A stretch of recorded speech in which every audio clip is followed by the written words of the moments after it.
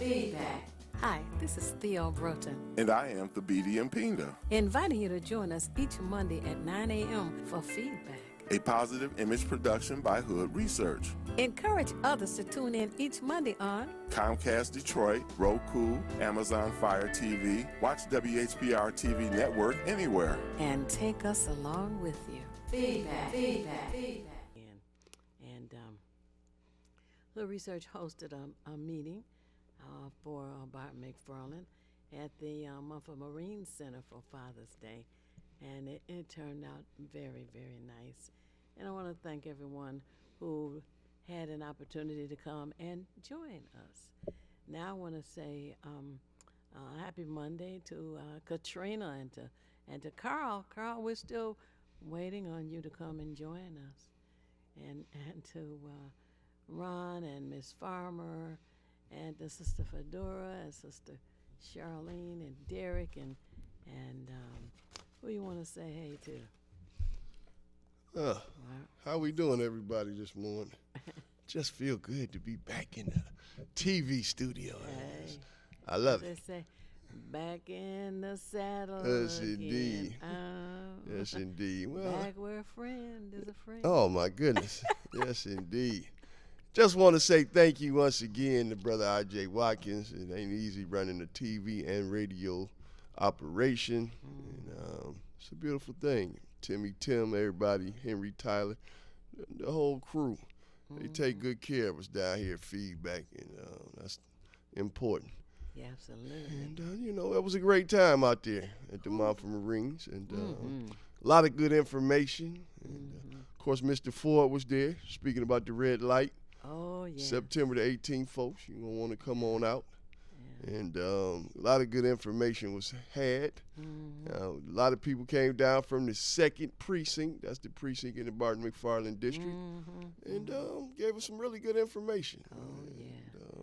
And we had Detective Brian Fountain did an excellent presentation as well, And it's really good when the community members want to come together, want to work together, want to make the area a better place to live.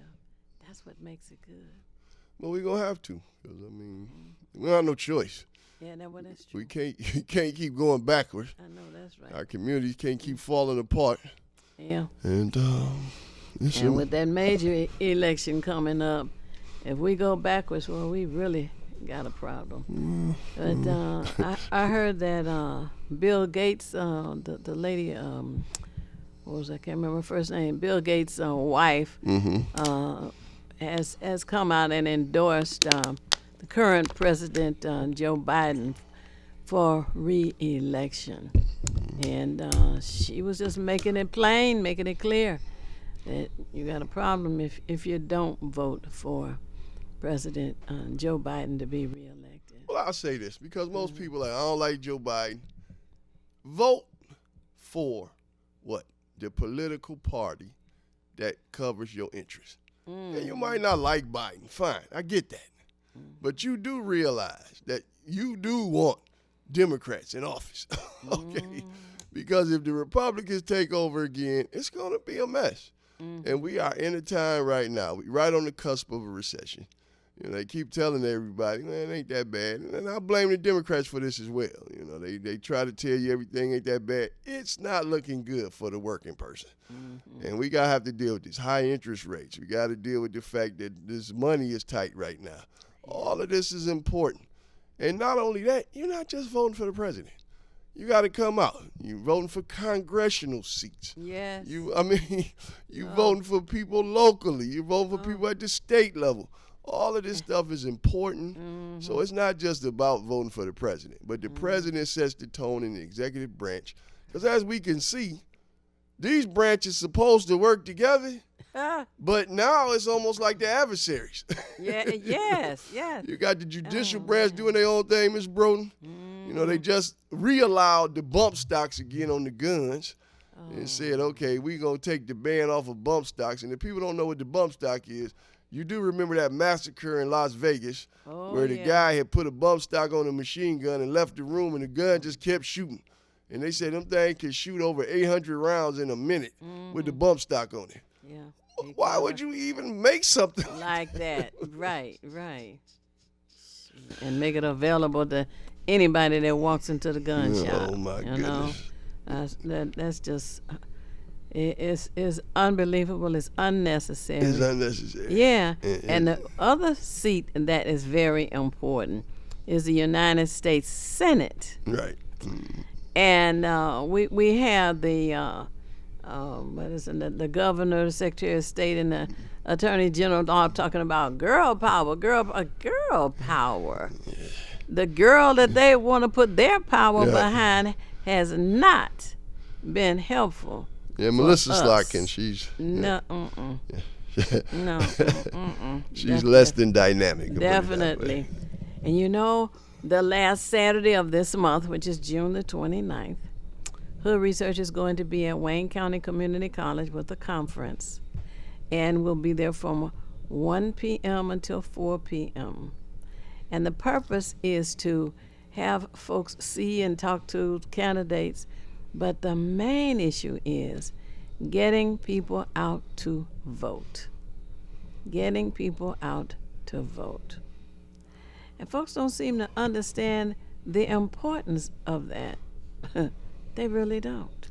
Well, I mean, let's just be honest. People really haven't been voting for probably the last 40 years now, since at least the 80s. We've been hovering around 35, 40%. In Detroit, it's been even less than that. Now, of course, more people come out for the presidential election. They said at its peak, when Obama ran the first time, we got about 52% across the country to vote. That's at its peak.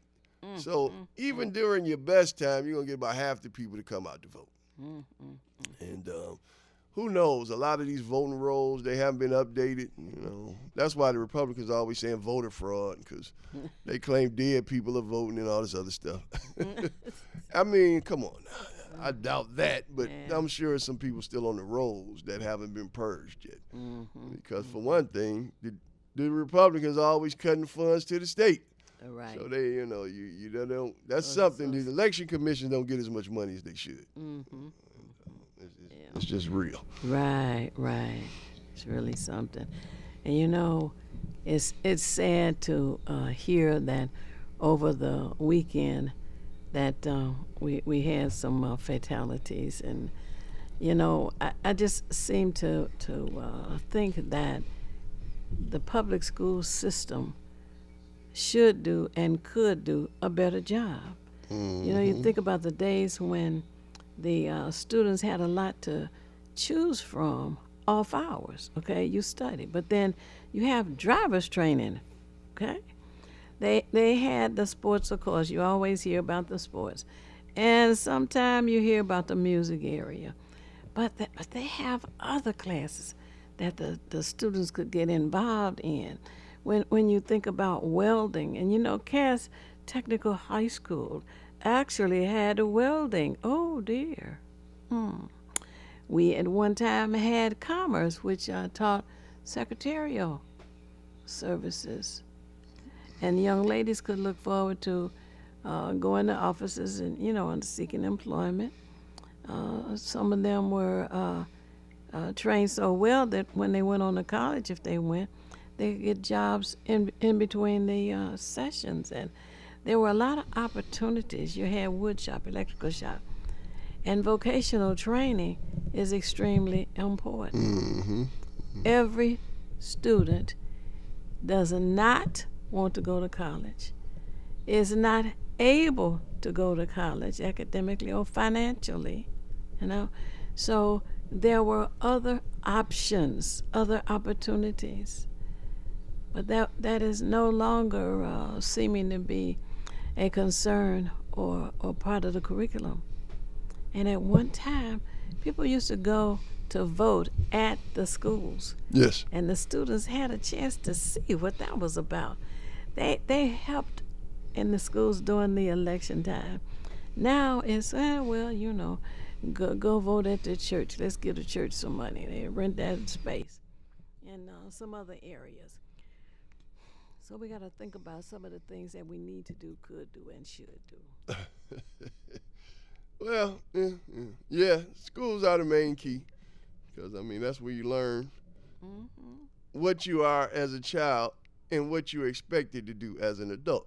You know? So you learn. That's why, you know, you go from your That's children right. to adolescent stage, and then you become a teenager, and then you become an adult. So you should be learning about politics and the polity and the finances and all of this stuff because you're going to need this information. You should be learning the skill. But the main thing is, you know, it's about the money. They wanted to make more money at these smaller satellite schools. So now if you want to learn these skills and be a plumber, to be an electrician, and be a shop welder, you got to go to school for that stuff. And pay, you know, you might not pay as much as going to a regular university, but you're going to pay a decent amount of money. And sometimes not even people can afford that. Yes, right. And you know, speaking of voting again, I remember when Jackie Curry was the city clerk, we volunteered to work with her and other volunteers to go into the schools and have a mock election so that the students could get a feel for it. And I have the machines there. They actually could touch them and vote on them and put the ballot through the machine. And it's like, wow, that was something else they could look forward to. Today I have not heard about mock elections in the schools anymore. Have you? Well, no, and I mean, I'm sure logistic-wise, it's not that easy to pull it off. And Now listen, it's just as easy now, maybe easier, because we have fewer schools now, yeah, that's true. a smaller population now, you know. So It just ain't the wherewithal, I don't think. Maybe they just don't want your kids to vote. You know? oh, now there's a thought. Interesting. Could very well be. Could very It's well. a battle. It's a battle. We It got a is. lot that didn't just happen, Miss Broughton. You know, you had Father's Day yesterday, Yeah. and Juneteenth ahead of us. Oh. We had hoped to have Brother Damone Petty on. They doing he used to do the Juneteenth celebrations every year. I used to get a booth at his function, so he's been doing this for at least the last 10 years. Wow. And Queen Shoe was, I think, the Grand Marshal of one of his parades. Oh. I think that was last year. And everybody know Mama Shoe in Highland Park. Yes. And we were hoping to have him down. I haven't heard from him, so we might get him down before the evening or before the morning is over. And looking forward to that. Damone, if somebody out there watching, call Damone Petty and tell him, come on down. We waiting on you, mister. Talk about this Juneteenth piece. Right. Well, you know, I thought when I heard that Juneteenth was going to be made a federal holiday, I said a federal holiday. You know, and now folks are saying, well, the enslavement of Africans who were kidnapped and brought over here was 1865. And then it's not true. It was signed 1863. But those Africans who were in Texas, Galveston, Texas, I believe, to be exact, were not told they were free. And they were kept enslaved for an additional 2 years. So now all of a sudden, we're hearing that, oh, well, our slavery was abolished in 1865, and you know they had to go down there and tell them, well, that's not quite the total truth. And it's kind of sad to keep hearing that there's a problem with reparations. Why is there a problem with reparations when so many other groups have had reparations paid with no problems? You wonder. I mean, look, we know even America still pays reparations for the Jewish Holocaust. Okay, so you got lots of countries still paying and looking for people to pay. They constantly looking for survivors of the Holocaust. But America didn't run Auschwitz or any of the other gas chambers over there in Germany. And we're still paying. So we know that reparations are not something that's impossible. Okay. Right, right. And you know the sad part about it, Ms. Broden, this is why you need to watch shows like Feedback. We're going to get out here and get the information. We're going to find out what's going on. Mm-hmm. Now, for those of you who are well aware of the massacre in Tulsa in 1921, which they called Wall Street, the Black Wall Street, the last survivor was in court just last week. And the court decided her claim for restitution was denied. Okay. Now this is what? 100 years later? She's 109 or She's 110, 108. And this was 1921. So 103 years later, they're going to tell you, we can't give you nothing for your pain. And what was their reason to say? Well, they claim that some of the claims made by the plaintiff, like one of them was the government was involved. They don't want to admit that. Oh. So they're trying to say, look, since the government, you can't prove that the government was involved, the people are claiming were there during the time, like some of these police officials are all dead now, that, we just don't have any proof. Oh, wow. So we know. That's why, we were talking about racism at the function. We know that racism is built on a structure that diminishes people based on the color of their skin. And it's a hierarchy, because it's people darker than you that don't get treated like you because, they might be Indian or they might be Hispanic or something. But we know the black folks connected to Africa more than anybody in the world are going to catch the brunt of racism.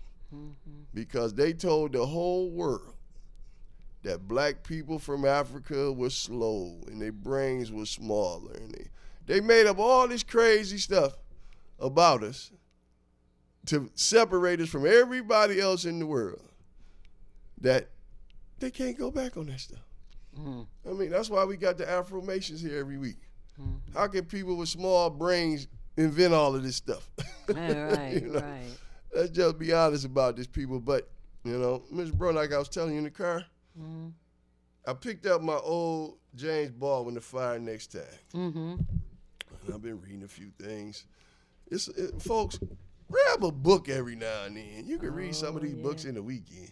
This book is 103 pages long. I read about 40 pages last night. I'm going to finish it off today.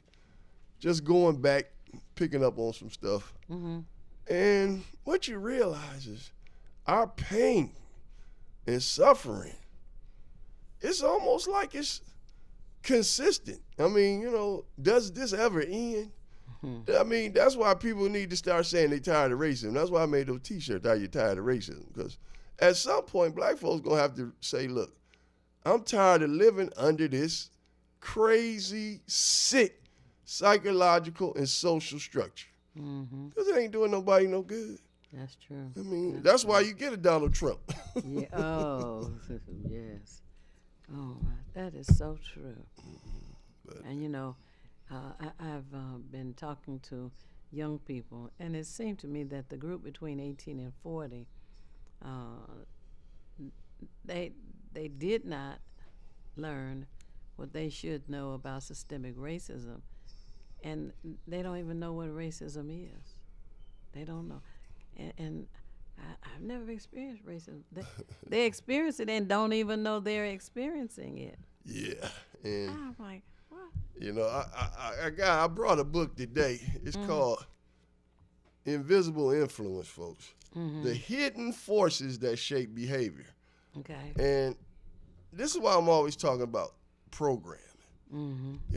You don't know something is happening to you because you don't understand the forces that are out there shaping you. We are in a society now where the media has an incredible influence on the way you think. I was just telling Ms. Broden today, June used to be Black Music Month. And they used to show the thing all June is Black Music Month, and then they play some Motown. Now all I've seen are commercials about Pride Month in June. All over the place. I get it, Pride Month, the LGBTQ community. But my goodness, we share this month. They came along later. This was Black Music Month, and nobody talks about it like that anymore. That's why I was hoping to have Damone Petty down. I wanted to have a brother that's got his own funk rock band. He said he couldn't make it down, but we have such a tradition in music, Miss Broughton, that it spans all the genres. We don't even realize that. Most of this music now, country music, rock music, it all came from Black music. True. I mean, we created music in this country, literally. Yeah. And not only that, they don't want to admit it. Yeah. Right.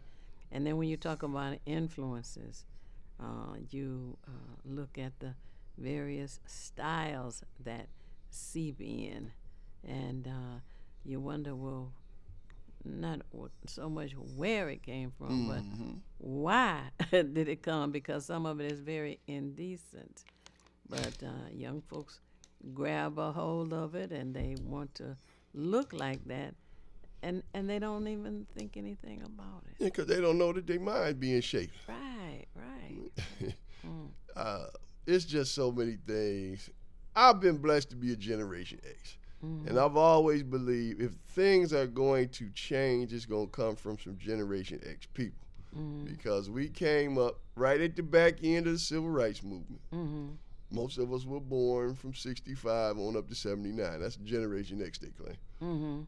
So we were there for just about everything. Television was just becoming ubiquitous, where everybody had one in their home, Because I remember having a color TV, you were like the hot thing in the early 70s, And that, if you had one of them big consoles, man, you was really a hot thing.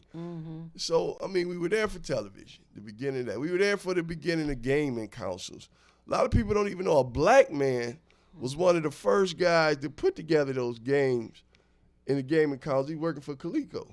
And a lot of people don't know that. And of course, is that the you're talking about, like Pac-Man, that game? Yeah, well, which those type of games, right? Where the console, you put the cartridge in, and you could play the game. He was one of the first persons to push that thing and the technology for that. Right. Of course, he worked for another company, so people don't really know that about him. But I was watching one of the gaming shows, and they were showing that.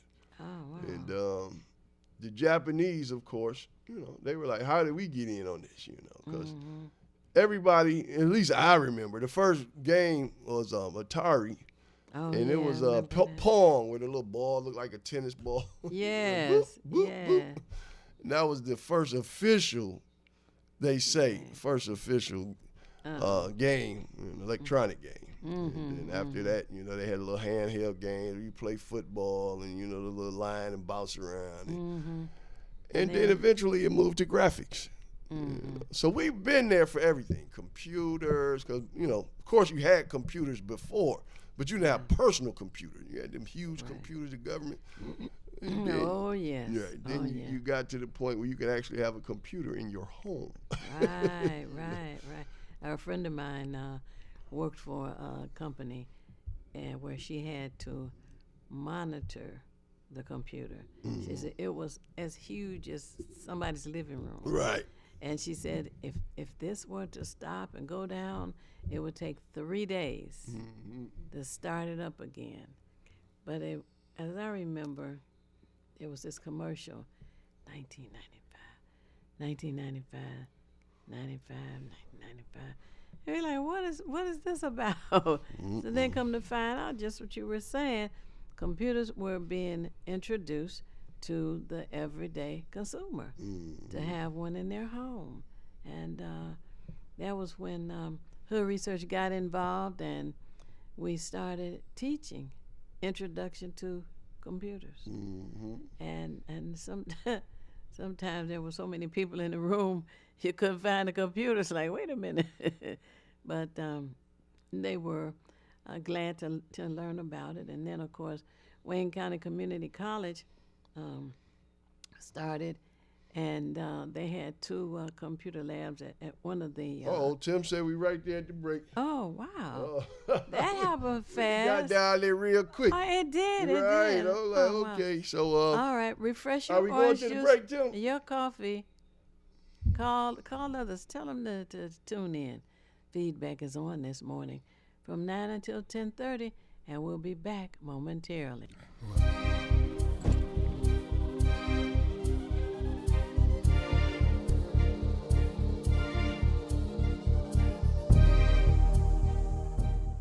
I'm James Ford, founder of the Obama Weekend, and a partner of the Hood Research Team, composed of the knowledgeable Theo Broden, the super analyst Henry, and the colorful Al Martin.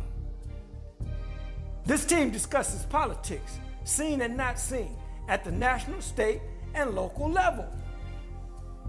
But to enhance the goals of this team, join or donate to Hood Research by visiting Twitter or Facebook, or visit hoodresearch.org, or call 248-234-2371. You can also join Hood Research on Phonecast every Saturday at 2 p.m. Eastern Standard Time by calling 978-990-5000, access code 338729. Thank you very much.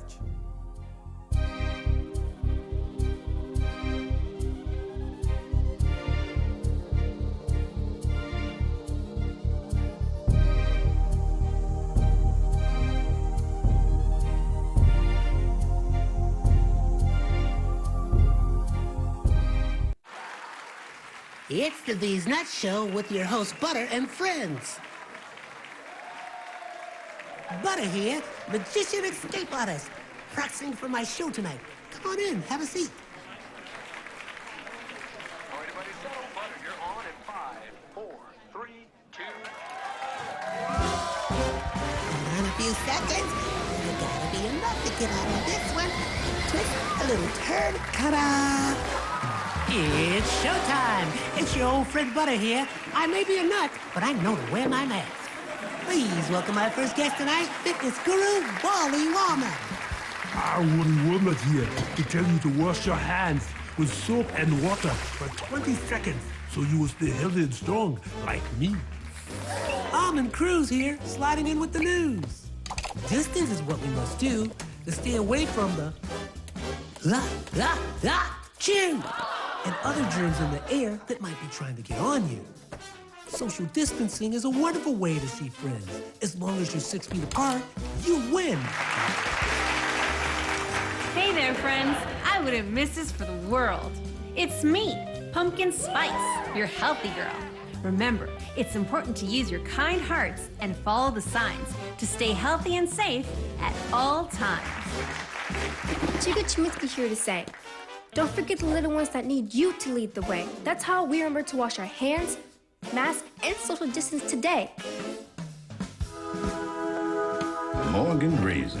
Yes, it's me, here to sing about health and safety. We are all here to help get a message out to your grapevine, teaching healthy choices to stay safe all the time. Don't let these guys drive you nuts. Put your mask on first. They'll let you be. And it keeps me safe from the chew that's trying to get on me. Butter me up. She's right, you know. Thank you, Hallie Cranberry, for joining the show.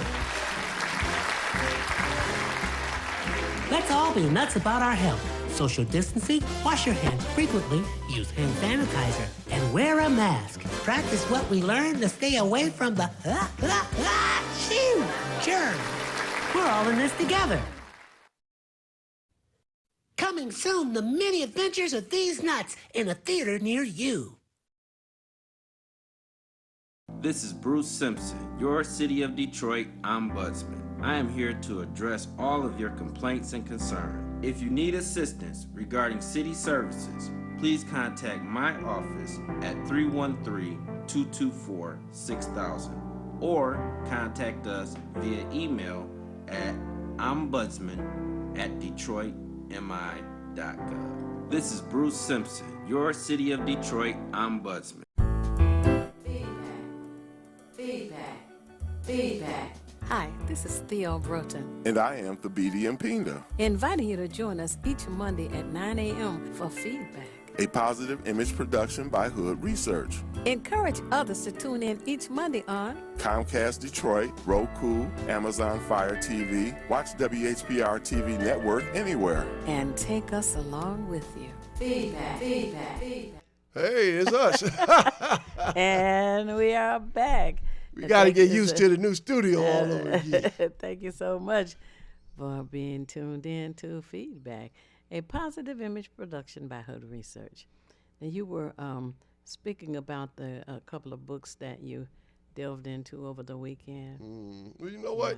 Since it was Father's Day this weekend, folks, because we got to get y'all to wake up. I ain't seen nobody looking at them phone lines. They ain't lit up yet. Let's wake up now. 868-4336. And 868-0351. That's my favorite one. That's 0351. And then you got 868-0342. So, folks, call in. You know, you could be a grandfather out there. You got a young man in the house, and he just had his first child. He's a young father. We done had Brother Calvin T. Mann in the building quite a few times down here feedback. 15 things you don't know about fatherhood. For the young fathers, you need this. First caller today, that's yours. And it's signed. So you got a signed copy by the author. And, yeah, you want that. So, you know, you're always getting goodies down here, Miss Brooke. That's what I love about it. And, of course, join Hood Research. Yes. $20 personal, $40 business. $300 lifetime personal, $500 lifetime business. And get a copy of our guy Anthony Brogdon. He should be on next week for his June appearance. The Black Business Book, Miss Brooke. Oh, that is so nice. And I mean, and it's good to have positive information about our people, you know. And it's just true. And that is his, his vocation, I would say. Bringing out all of the positive that he can find at a time. And he's even written a book for children to let them have an opportunity to learn about the things that make you proud about your people, you know. So, because I'm telling you, folks, you know, and some of the things in here ain't quite positive, but it's just information, folks. It's true. All right. It's important to know this stuff. Oh, yeah. You know, let's see what we got here. I go to fact is, it's over 200 facts. Let's go to fact 49. Okay. As Northern forces were winning battles, it became apparent that former slaves had to be educated to adapt to their newfound status. In Tennessee, Union General Ulysses S. Grant appointed General John Eaton as superintendent for Negro Affairs in the Department of Tennessee's Education. Eaton had his team work to hire teachers and provide lodging, funding, transportation, and protection. They developed a standard curriculum and found adequate textbooks. As time went on, they established roughly 74 schools in the region, serving more than 6,200 pupils. Now, I think people don't realize they kept education from the slaves. So these people didn't know what, they couldn't read, all right? Then you got to learn, you got to know some math, you know, to go to war. You got to know things. So they had to pretty much teach these people how to be a part of society. And I think that's a lot that we don't understand, Ms. Bro. When you emancipate 2 million people, you got to figure out a way to educate them. Right. Okay, and that's what the Talented 10th was about. That's why I keep the copy of that on my shelf. W.B. Du Bois talked about how we had to have enough teachers to start educating these people. So we've always been behind the 8 ball on the education thing. Because even as time progressed, we couldn't catch up. It wasn't like the states were trying to help us. Then when they passed Brown versus Board of Education, a lot of the schools down in the South, they shut down the public school. They said, you know what, we won't teach even our kids. We'll send them to private schools. And people don't realize this has been a battle to educate black folks from the beginning. We tried to make education important. We pushed it for a while, and now we done got back to foolishness. All of this talk about getting the bag and money this and money that, it made a mess of things. Okay, we got 2 callers now. We done woke them up, Miss Broughton. That's what I'm talking about. Let's see who we got on line 2 first. Okay. It's been a while. Let me see. Do I remember how to do all of this now? Lord have mercy, Jesus. Tim, am I doing this right? All right. Good morning. You all feedback with Miss Theo Bro, Mark Cummings. Talk to us. Okay. Hello. I thought I hit the right buttons. Hello. It say on the air. And I hear you. Yeah, I hit that top button. Try the one below it. Oh. Good morning. You're on feedback with Theo Bro, Mark Cummings. Who are we speaking with? Okay. We're not getting anybody. It's lighting up for us, though. Let's see, indeed.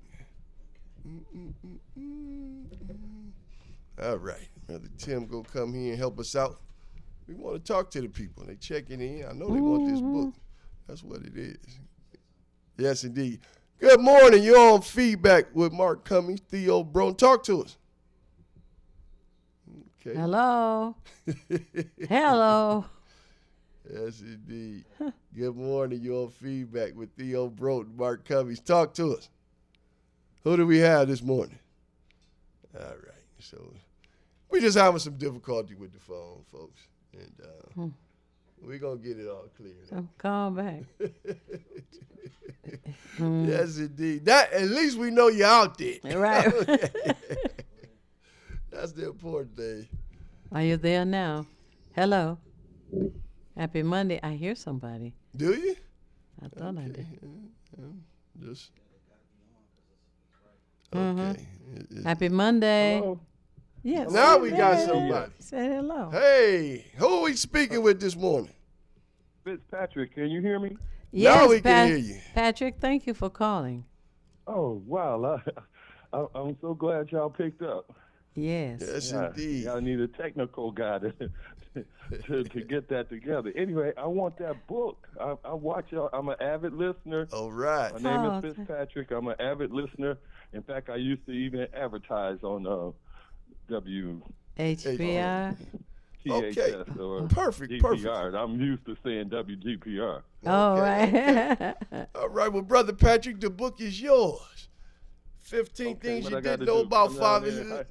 Highland Park to pick it up. or Yeah, what? just come on down to the station and we'll make sure. What's your last name so I can put it all in there? That is my last name, Fitzpatrick. They Oh, told me- Fitzpatrick. Oh, it's the okay. last name. Fitzpatrick. I'm from Always Plumbing. I got my own plumbing company. It's called Always Plumbing.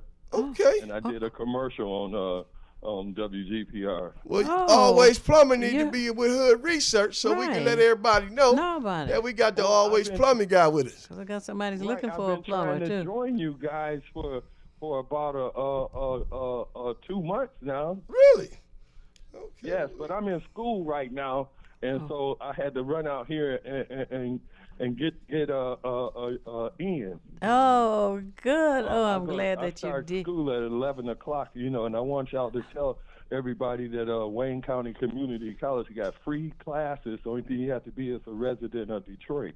Oh, okay. Now, give us the telephone number for your business. 313 828 3424. Mike Epps, 3424. 828-3424. All right. Right, see, you Now- just got a nice plug in there, That's folks. right. And See? on the 29th of this month, the last Saturday, from 1 until 4 p.m., we will be at the Wayne County Community College Northwest Campus. and we're having a conference there. And you are welcome to bring your business cards or flyers that day if you'd like. And we look What day forward is to that you again? joining Hood Research. The last Saturday of June, which is the 29th of June. 29th, and the last Saturday, and at what time? From 1 p.m. until 4 p.m. Now, it's I going will to be be at there. the WC3, right? Yes, Northwest Campus on Outer Drive and Southfield. The address is 8200 West Outer Drive. Right down the street from me. Oh, okay. Perfect. Well, couldn't be more convenient. And we hope Correct, that you hope that you join Hood Research as well. We'll have a packet there for I you when surely you get will. Okay. I want to thank y'all for all y'all services for years. Oh yes. Thank you. I met you once, Miss Broughton, at Forrest Sheffield place when you came up there at Dabo. Oh yes. Yes. And also And I remember, when I you gave join your, Hood Research, worker a card then. You did what then? I gave you what's his name? The other tall black guy.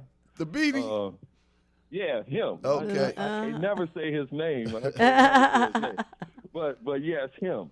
He told me he was a contractor too. Yes. But I've been running my own business 25 years. Oh wow. Okay. And remember this, Mr. Fitzpatrick, when you join Hood Research, you get a copy of the Black Business Book. 200 facts with emphasis on the history of black business in America. If you're a business person, you need to have this book. I know that's right. Yes, I surely do. So And join. a whole bunch of other books that you got. Hey, Exactly, right. exactly. Well, we so glad you checked in with us this morning. The phone lines are lighting up. And just want to thank you, Brother Fitzpatrick. And the book is yours. And let's come on down to the station. It'll be waiting on you. Yeah.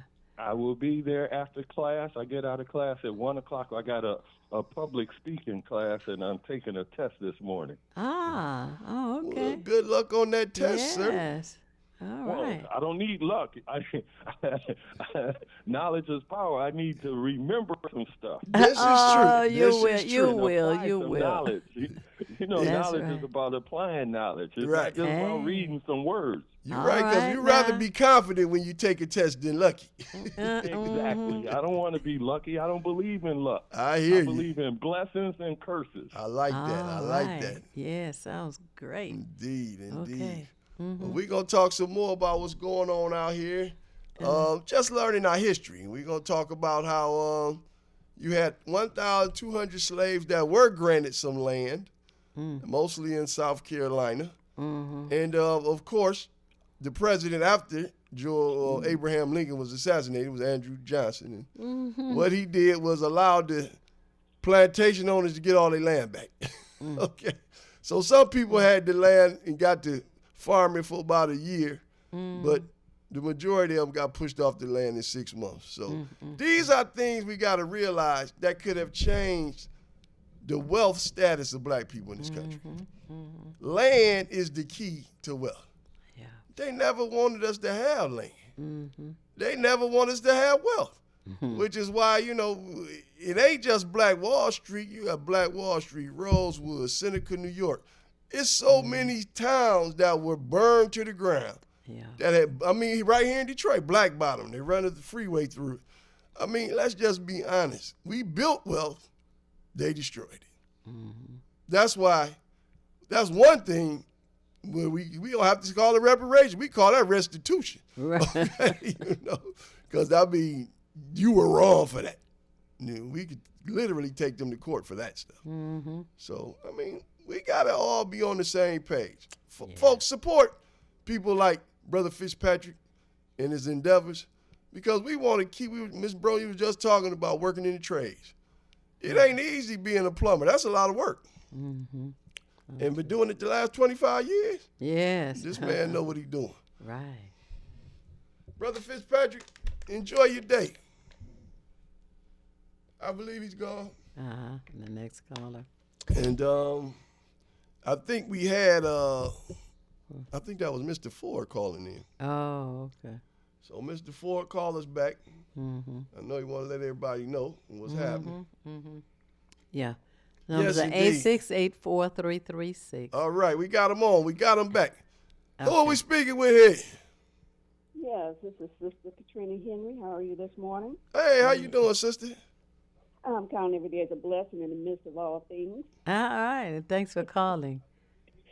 Yes, and look, I'm calling. I have a couple of things came to mind. It's just going to put it in the terms of a question. Mm-hmm. But in light of all that you have spoken of, the subject that you've spoken on this morning, Mm-hmm. the question is having to do with just when did we become, are we truly free? And if so, when did we become free? Because we could not read or write or against the law to do any of that. Is it that our slave master gave us the permission to become free? Or is it just a matter of us still being somewhat enslaved, considering the things that we have to go through today and many of the things that we had fought for during the 60s and I actually say during the 50s, 60s, and such as that.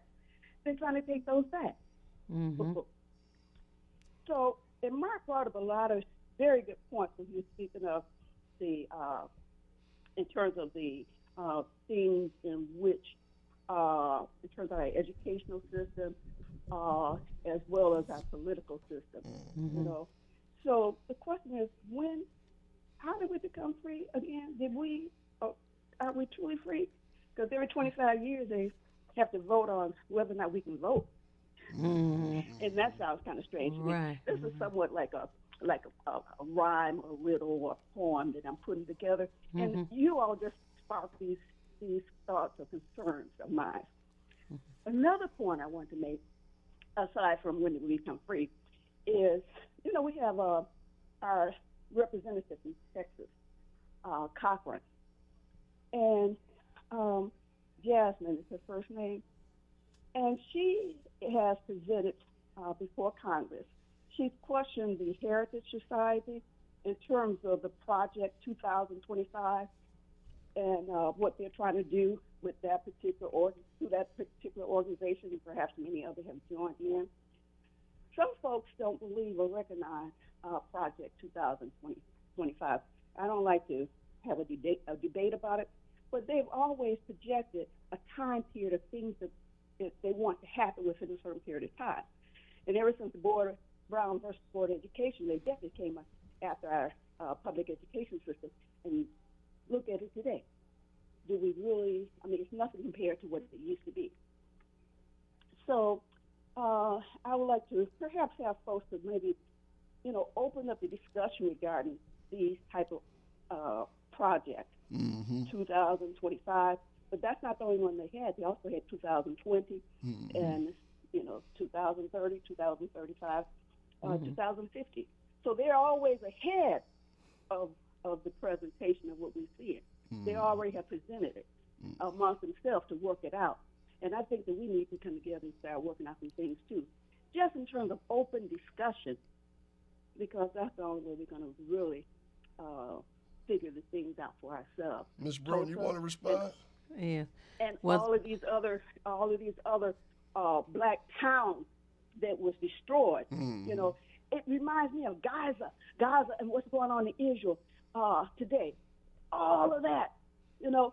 And what are we doing? We cannot just sit back and say, "Oh, well, that's them." No. We need to reflect on it's them today. Who is it going to be tomorrow? And I'm going to end my conversation. Well, it's always been us. We know that.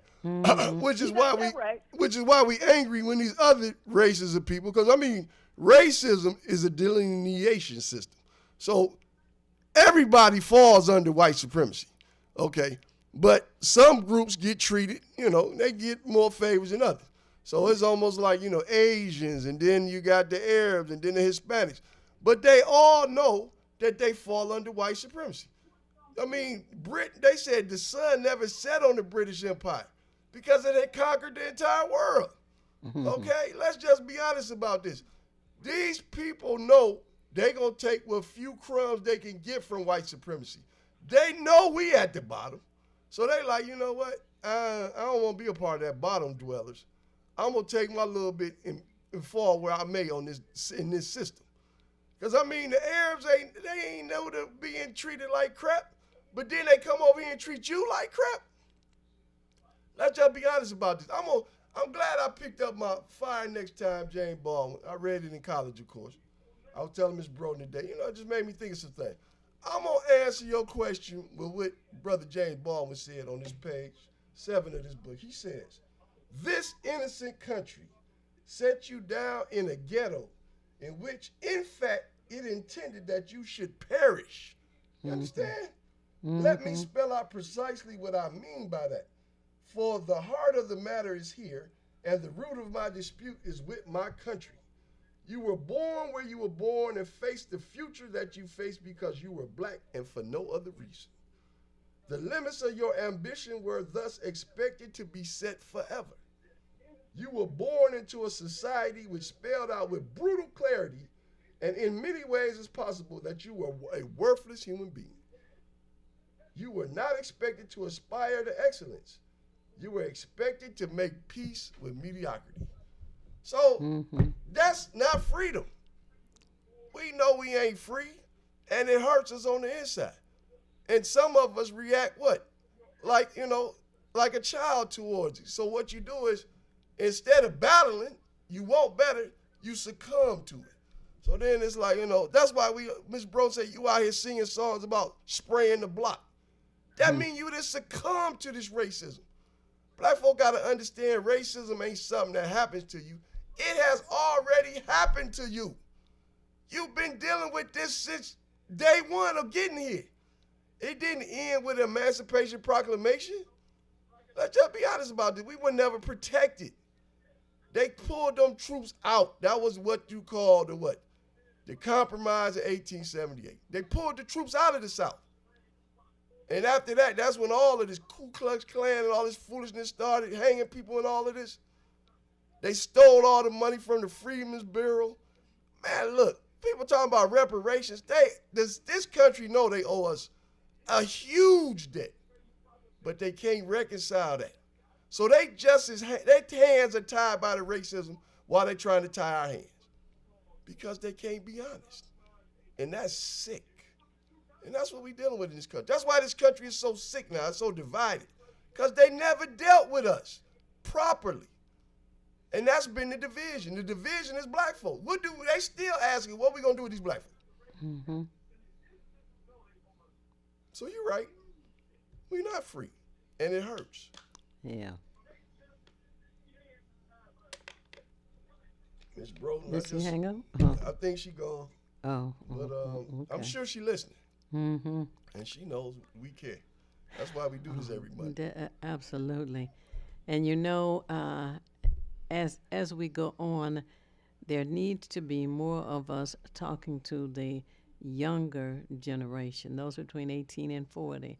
As I had said earlier, I've talked to some of them, and they have no understanding of what racism is and how it's impacting them. And when I heard that Juneteenth, oh, there you are, when Juneteenth was going to become a national holiday, I kept thinking, a national holiday regarding something that took place in one location on an island.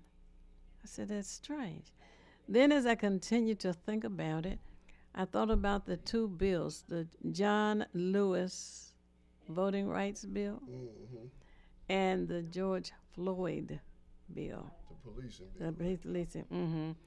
And both of them were not passed. So now what do? We got to soothe the savage beast here. They might want to start a revolution. So I tell you what, let's give them a national holiday. That's a big deal. Right. A national holiday. Day off. We done came up. We getting moved. Let's talk about that on the other side. Oh my goodness. We have to pause for the cause right here at WHBR, WHBS. And we will be back momentarily. And stay on the line with us, caller. This is Bruce Simpson, your City of Detroit Ombudsman. I am here to address all of your complaints and concerns. If you need assistance regarding city services, please contact my office at 313-224-6000 or contact us via email at ombudsman at DetroitMI.gov. This is Bruce Simpson, your City of Detroit Ombudsman. WGPR Detroit HD2. You're watching WHPS, Highland Park, Detroit.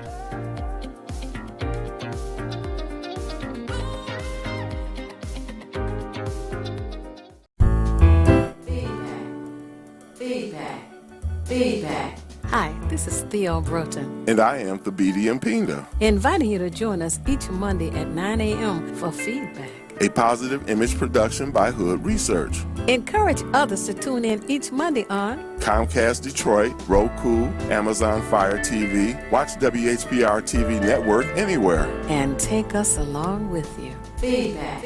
You know, there's so much to talk about and to analyze and to think about and to work on. And we at Hood Research gather as much information as we can to help our community understand, help them to learn about what is happening to us, and to find out that young people don't know what racism is.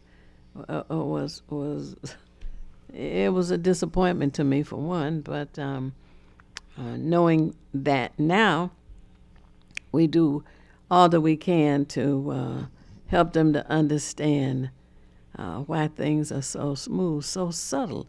And you were talking a little while ago about the influences that come to our people. And when you talk about the kind of music, and some of the music with the lyrics is just, it's unacceptable. And you remember the lady, C.D. Dolores Tucker? Right. And she was the first one that I'm black aware of, who came out to talk about the Rap negative influence of the music. It's not that she was against the music.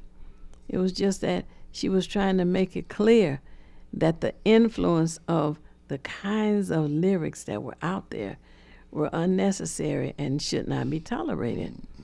So, and hip hop, or what you call rap music, or what you call hip hop today, it came from the streets. The people on the bottom were disenfranchised. And I mean, all of us really, as black people, disenfranchised. I don't think there's no such thing as a middle class. We all struggle because we got to all deal with this, with all the roadblocks of racism. But we know that them guys in New York who started, they claim that hip hop started in New York. And these people, they were from the ghettos in New York, the Bronx and Brooklyn and Harlem. And these are ghettos, folks, where they put us at. Like I said in the book, you were struggling. The pictures they showed in New York in the 70s, my goodness, it looked like a war-torn country somewhere.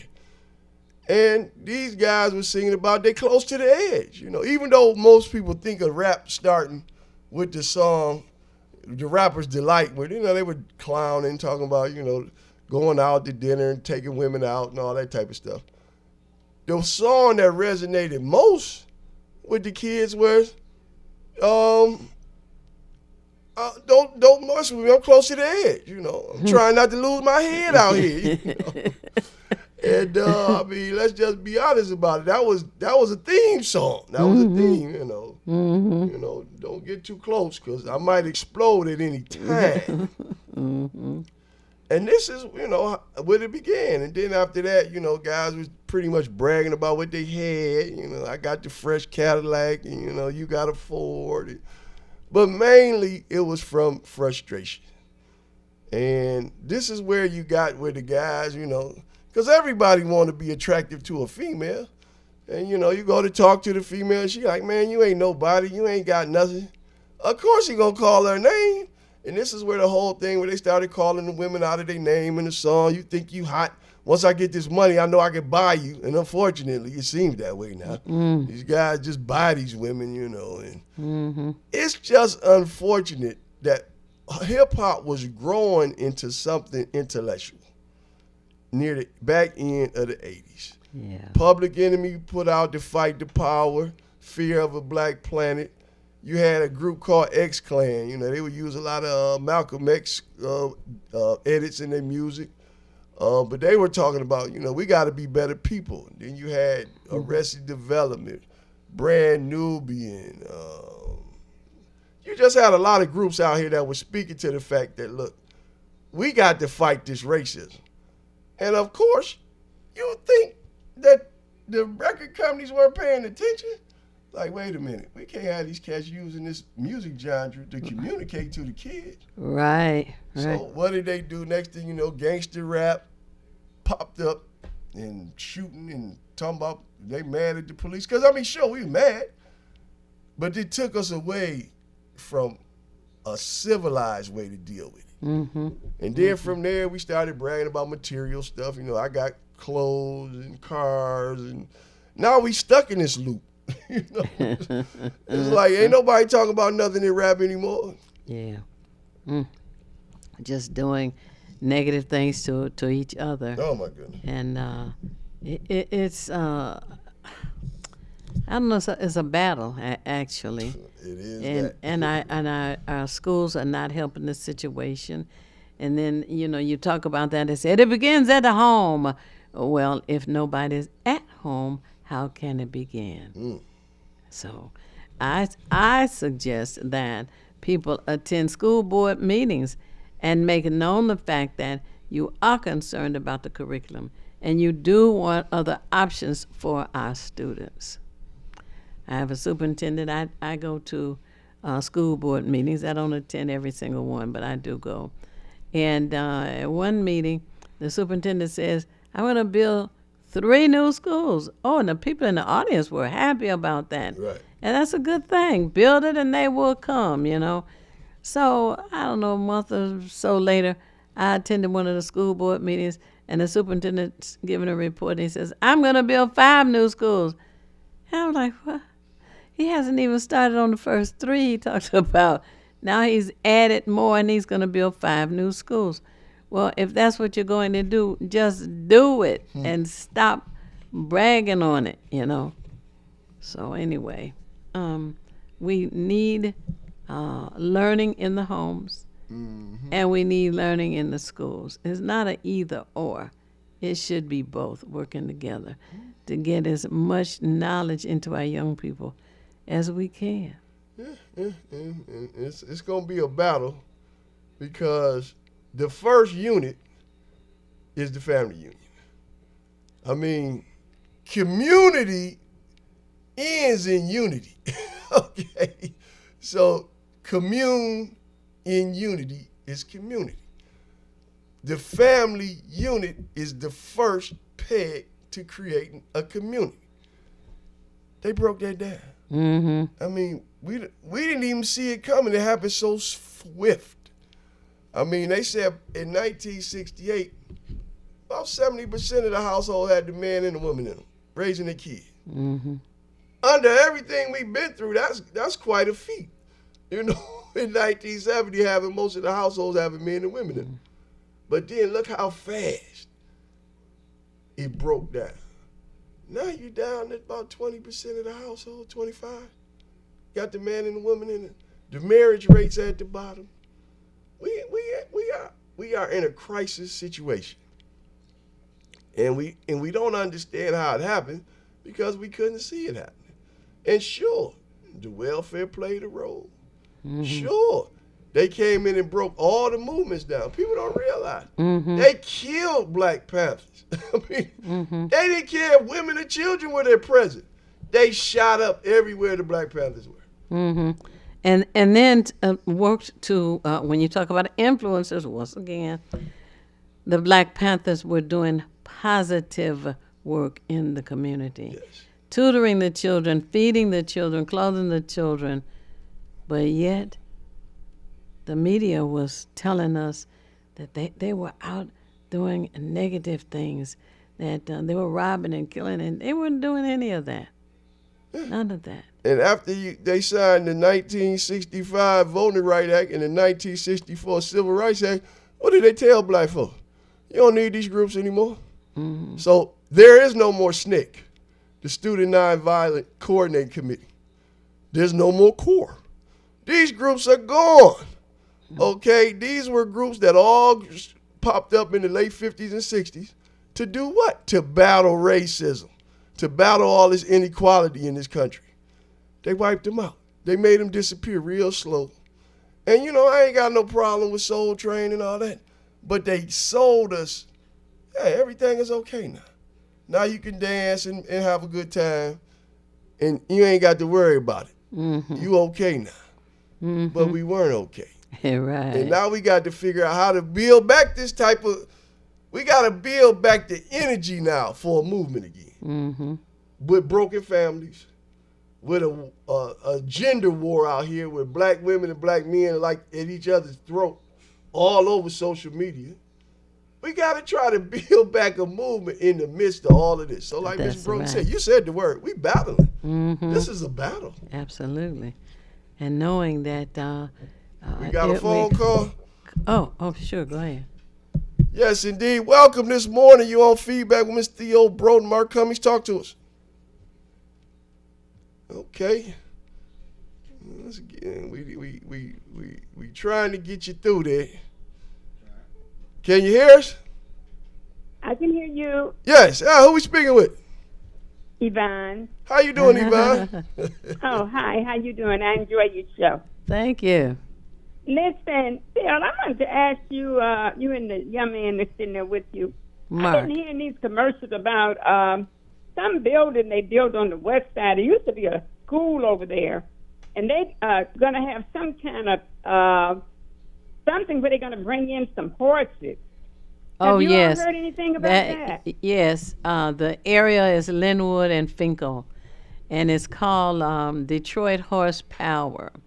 And they're going to provide opportunities for children to learn about caring for horses, riding horses, and I don't have the whole curriculum that is being put together for that facility, but my understanding is they have been trying to get horses in Detroit for years. Prior to this, there was a group of 4 men, and the name of the organization is Made in Detroit because they were all born here in Detroit. And they wanted to. Listen, Phil, I'm going to hang up and listen to you all, give y'all opinion on that. I mean, sorry for myself. I just look like they could have found something to bring in here other than horses. Oh, well, yeah, but see, it was the individual. This is a individual business person who wants to do this. And it's not the city trying to do it. And you're right, the city should be finding other things that can be done for our community and our children.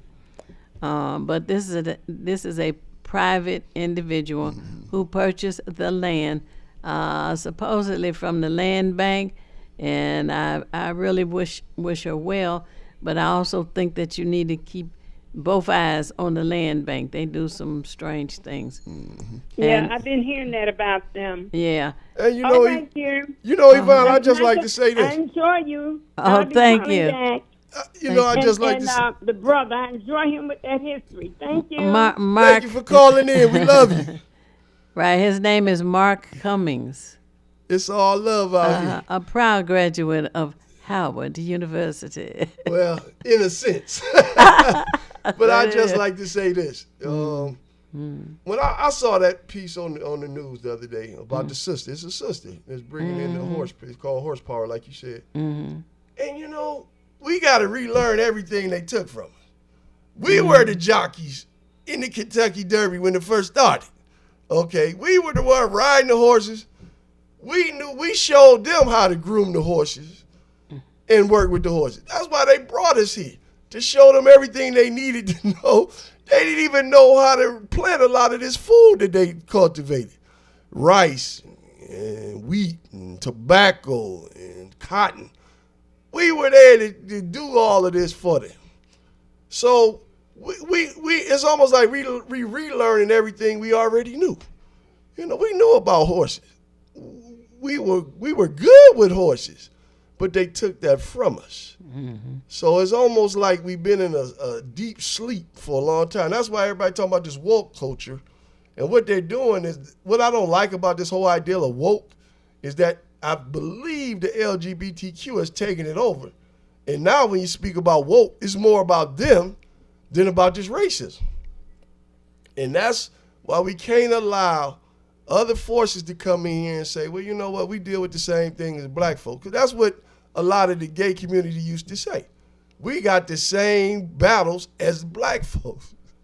But that's not true. Mm-hmm. And that's why they come in here, they took over.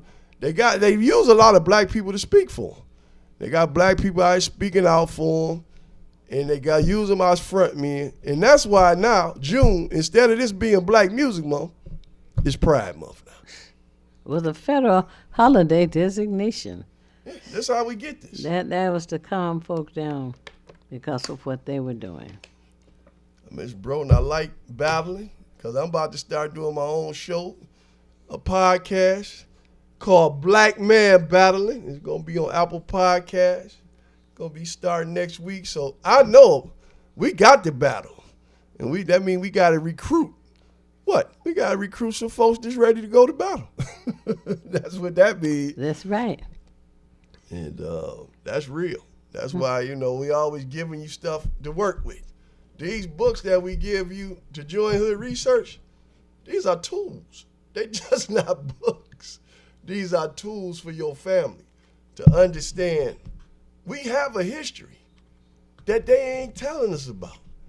That's going to make you understand, man, maybe I'm greater than they done told me. They done told you you ain't done nothing, impressive. And the Black Business Book begged to differ. And I beg to differ. And we got the Afro-Mation, Miss Broden. Oh, okay. So I'm going to check out Juneteenth. Okay. What happened on the 19th of June? Mm-hmm. Because I know it's some great things. Because we are a great people. All right, June the 19th.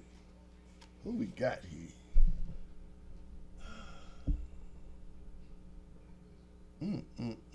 Oh my goodness, 1953. What? African Americans protesting discriminatory treatment in Baton Rouge began a bus boycott. We don't even know about the bus boycott in Baton Rouge. That was even before the one. Hey, I'm telling you, that's important. You got to know these things, folks. Mm-hmm. Mary Shad Carey, who is she? She was an editor, an abolitionist, and a suffragist who was the first woman in North America, the first woman, not the first black woman, folks, the first woman in North America to publish and edit a newspaper. Yeah. See what I'm saying? Mm-hmm. Howard University, folks.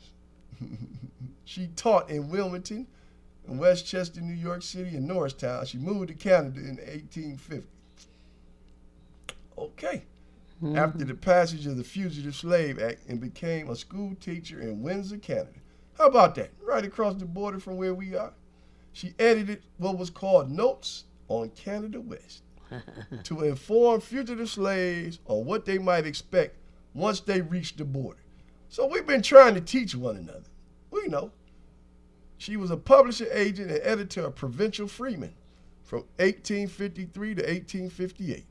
A journal serving the fugitive slave community, contracted as the official printer of the Chatham Town Council. And you know that Chatham is over there in Windsor, off of Windsor, over there in Canada. She lectured throughout the Midwest about people that were attacking African Americans and were compromised in any way on the issue of slavery, who were prepared to accept second-class status. So, folks, we can't accept this second-class status. I mean, we've been fighting this thing for a long time. She was also one of John Brown's assistants. How about that, folks? Now, you know John Brown at Harper's Ferry. He said the Lord told him to go out here and fight these folks and try to end slavery. And Harper's Ferry really was what got it all started. What? Harper's Ferry. Yeah. Now, isn't that where John Brown? Yep. Yes, exactly. And she worked for him. Ah. Sister Mary Shad Carey. Uh-huh. She edited a newsletter for him. and she prepared notes for what was called A Voice from Harper's Ferry.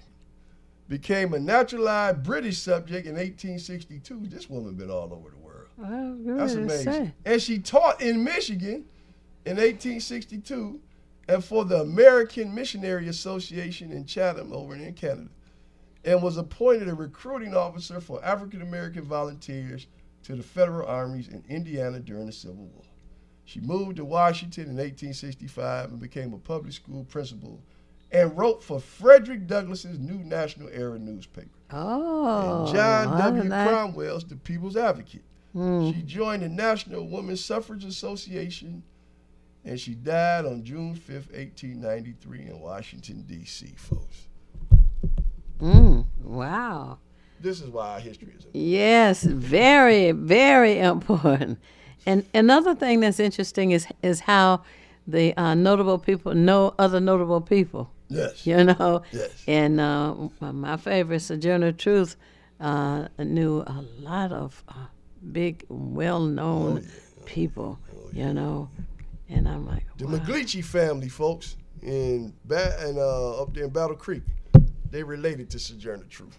Oh. I worked with one of them. A friend of mine was supposed to be putting together a documentary on Sojourner Truth. And he's still out there trying to raise the funds. So that's a story that needs to be told. We all know about Harriet Tubman. And the Sojourner Truth story should be told. We should know more about these people that was out here doing what was necessary to, at the very least, free us on paper. We might not be freed in spirit, but on paper, we are free. And we got to be able to take that freedom on paper and make it stand for something. And that's really what this is all about. You know, we got to get back to understanding, education, excellence. All of this is important. Oh, very, very. Oh, goodness. And I just can't stress enough how important it is to attend the school board meetings. They also have smaller committee meetings as well, because the one for the curriculum is an important one. And as the new buildings get constructed, hopefully they're supposed to start in the fall, the curriculum committee can look into other classes. What kinds of supplies you need to have those? Is this going to be, the curriculum to have in the first semester? Just start out in the beginning. You want the students to be excited about coming to school and excited about learning new things. Definitely. So we need to strengthen those kinds of things to make it happen. Get some of these books, folks. Affirmation, have that in your library. Join Hood Research, get your Black Business book. I mean, you might as well join, you're going to get the book for free. And it's signed by the author, each one of them. And that's really what this is about, folks. We got to, they use the term each one teach one. So we got to be able to teach our children that they are great, that they come from greatness. I know it ain't easy, but people were slaves doing important things. This is what this book is about. You had people that were slaves that owned businesses, okay? So, I mean. That was amazing in itself. Yeah. Which is why we were able to be able to do something with that land when they gave it to us. Right. They were really mad at us. Oh, yeah, yeah. And it seems that the big issue was the whites in the North were angry because the whites in the South had free that's labor. What that was all force, about. Right. Free labor. And like, wait a minute, we got to do something here. Yeah. So. They were the wealth was starting to overtake them. Okay. And not only that, they had the power in the states. Yeah. Which is why they had to count us as 3/5. It was like, look, you guys got so many people down there. Y'all trying to count these slaves as a whole person. That ain't right. Because it was the Northerners who wanted us to be counted as 3/5. Because the folks down south were like, we could get more people in Congress if we count these slaves as residents. So, folks, understanding your history is the first key to understanding racism is the first key to understanding how to battle this sick social structure and then move on. Because we got to get out of this whole money thing, Miss Bro. I mean, I tell my son, when I grew up, I ain't know nothing about no Mercedes, Benz, BMW. Yeah, of course, people wanted some nice things, but it wasn't that important.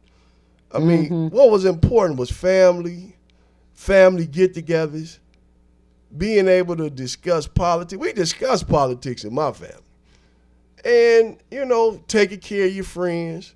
It was so much camaraderie back then. You know, all the guys worked in the plant, looked out for one another. They had skills, so somebody would do something for you, electrician, or come down and cut your tree down in your backyard.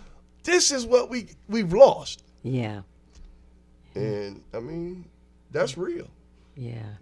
So we'll have to do what we can do to get the information out there, to get the concept out there, and help people to understand that's what community is all about.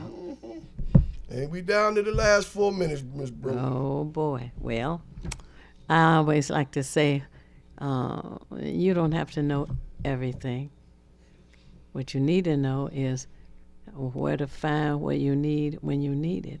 And we at Hood Research seek out as much as we can to share with you and encourage you to share with us. We know that to join Hood Research for a year is $20. For a business is $40. A lifetime membership is $300 for an individual, $500 for a business. We encourage you to join us and share. If you have a business, share. We want to support one another. And I'm glad that Mr. Fitzpatrick called in and shared his business and shared his number as well. Been in business 25 years. The telephone number for Hood Research is area code 248-234-2371. Again, area code is 248-234-2371. The email for Hood Research is contact@hoodresearch.org. Once again, CONTACT, the little @ symbol, the A with a circle around it, HOODRESEACH.org. You know, Hood Research has been involved since 1997. It's a long time. Mm-hmm. And you were on the radio back then. As I was. You are the reason that I got involved in broadcasting, and I'm very glad that I did. And even back then, I recognized the good work that Hood Research was doing. Her and Reggie Crawford, just getting things done out here. And, you know, they were pushing black business. I had a black business show, and it worked out. And that's what's important, because she's always been pushing black business and economics and entrepreneurship. Right. And we know that's what we got to do. You know, that's what we have to do. We got to push for our own thing, because that's how you end up with a Black Wall Street, a Rosewood, Seneca, Black Bottom, by black business. And we got to battle for that. So I just want to thank everybody for calling in today. Had a lot of fun with the callers, Katrina, Yvonne. A lot of love out there. Don't forget your book, Brother Fitzpatrick is going to be waiting for you here. 15 Things to Know About Fatherhood. Calvin Mann, Good Fathers Only Group. Encourage Me, I'm Young. A lot of great things. So, folks, you know what we do. Brother Tim always look out for us. Henry Tyler in the building. R.J. Watkins, we thank you. As always, WHPR TV 33 doing great work. What you want to shut it down with, Miss Brooke? Well, thank you so much for tuning in today. I'm hopeful that you enjoyed Father's Day for the weekend yesterday. And I want you to know that Saturday, June 29th, Hood Research is holding a conference at Wayne County Community College, 8200 West Outer Drive. That would be on Outer Drive and Southfield Freeway. We'll be there from 1 until 4 p.m. As a matter of fact, the doors will open at 12:30. And we'll be there from at that time until 4 p.m. And it's gonna be it's gonna be fantastic. It's gonna be fantastic. Yeah. Come on out and let's talk about this voting. It's gonna be great. We're gonna have some candidates there, the whole nine. Mm-hmm. Love you. Thank you. See All you right. next week. Peace. Feedback. Hi, this is Theo Broughton, And I am Thabiti Mpinga, inviting you to join us each Monday at 9 a.m. for feedback. a positive image production by Hood Research. Encourage others to tune in each Monday on Comcast Detroit, Roku, Amazon Fire TV, watch WHPR TV Network anywhere. and take us along with you. Feedback.